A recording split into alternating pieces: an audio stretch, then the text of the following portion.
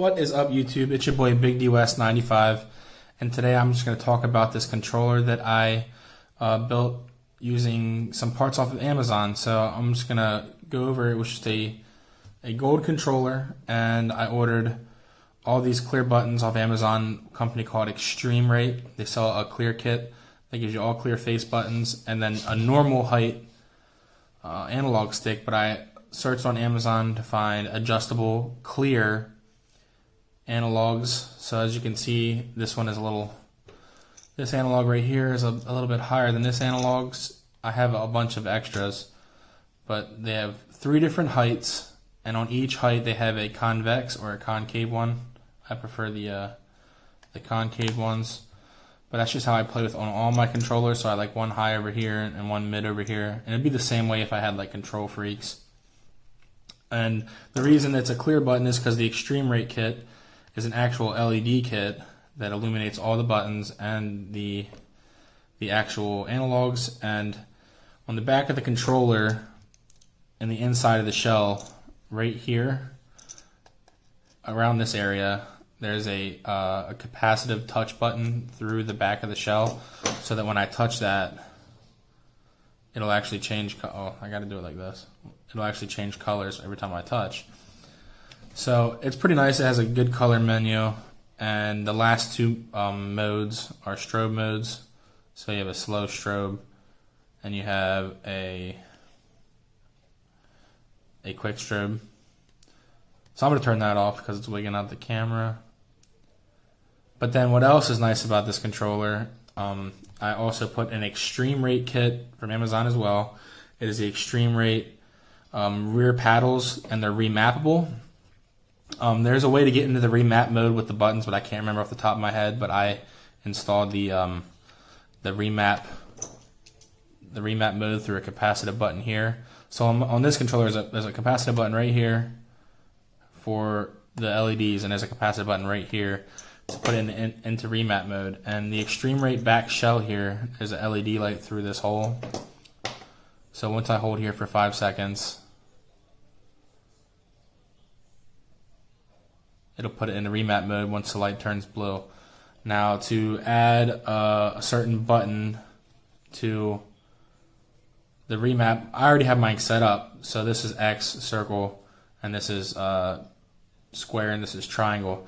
But just to show you, so if I put X and then hold this in, it'll blink 3 times.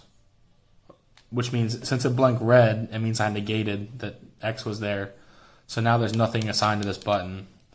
So now I'm going to hold X again, and then hold this button, and it just blinked blue 3 times to show you that this is now assigned to X.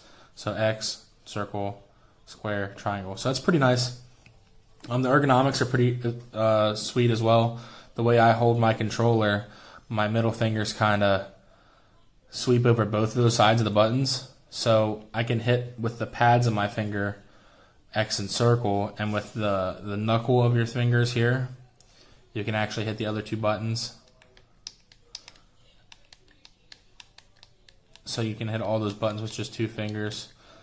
And it's pretty ergonomic. I like it. I do have to say that I'm not a big fan. I thought this was like a rubbery texture. I mean, it looks awesome. I like it. I wish I wouldn't have got gold and blue. I was thinking it would look nicer, but this is more like just like a paint. It's not like a scuff rubbery texture. But something about their back shells here, they're just a slicker material than like the OEM plastics. It doesn't really, I don't sweat too much on my hands, but if you sweat a lot, I don't know, it might get slick. But you could feel the texture, it would help out. So I guess either way, you probably should get the texture if you're getting this kit, because this kit has special holes drilled and special brackets to screw in on this when you're installing them. And I was going to do a tutorial, but I'm not coordinated enough to do a tutorial and try to look through a camera. So there's plenty of videos online on like tutorials on how to do this that are really good. So this is like compared to the controller that I built previously. So this one I would call the eXtremeRate kit. Also, one more thing before I go to the next controller.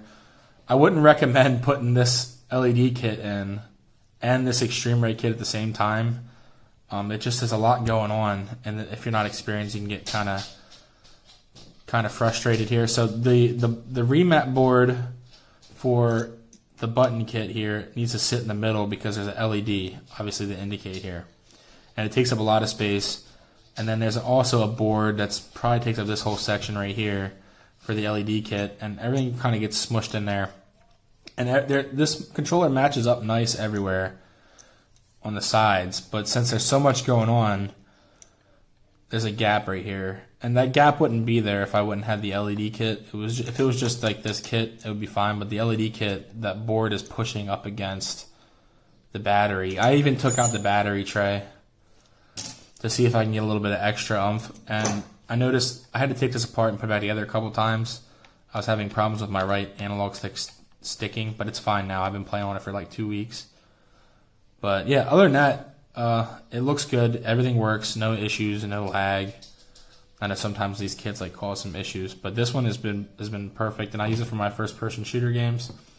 And then the first controller I did is, I would call it the Controller People kit. You can order a controller from the Controller People. And sorry, this one's a little grimy because it's an older controller, but just ignore that. But you can order a controller from them. They're good priced, and they're Scuff-like controllers, but they also sell DIY kits. And I bought this a pretty long time ago. And they actually were selling these adjustable analogs, but I found these ones on Amazon for, I don't know if they're cheaper or not, but I'm pretty sure they are. Because the Controller People, I forget what country they're in, but I'm in the United States, and you have to convert your money to their currency. I can't remember what I converted to, but I used my PayPal, converted US dollars to them. Ordered the stuff, had to wait a good bit. So I'd ordered these analogs. And I really like these. They're trigger stops, which I ordered all these in white. I was on their website recently, and I can't find them in white anymore. So I wanted with the blue and the white. So I ordered the triggers with adjustable trigger stops, and they're magnetic, so you can spin them. Then you get the normal pull compared to the short pull.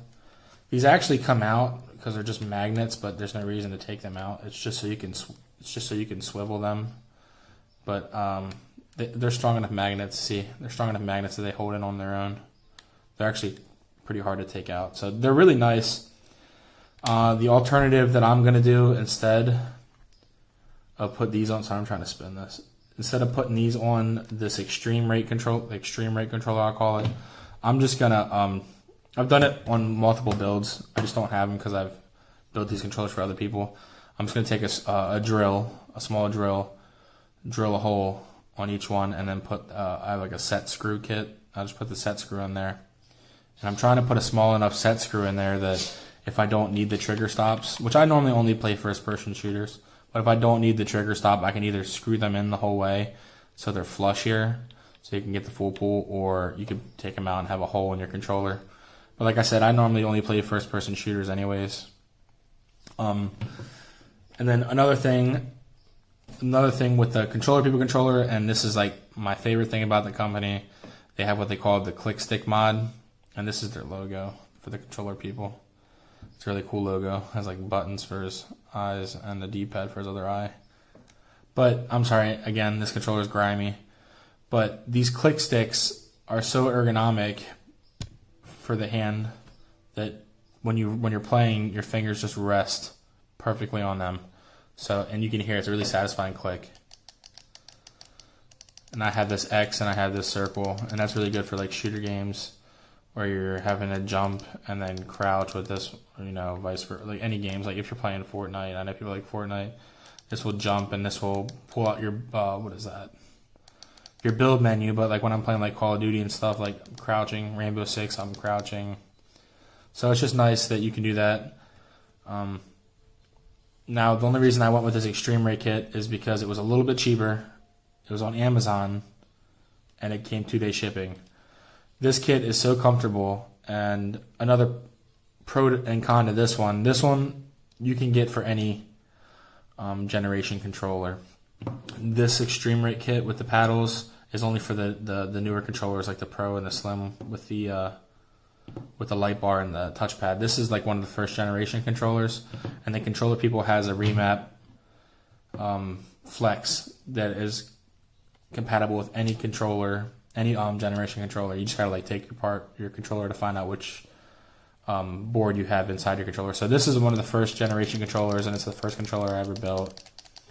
So that's a plus, and it's a con for the eXtremeRate. But the eXtremeRate, obviously you're getting remappable capabilities, which these ones aren't remappable, but you can buy that from controller people. I just chose to, I know I want X and circle. It's the same way I have it on this controller as well.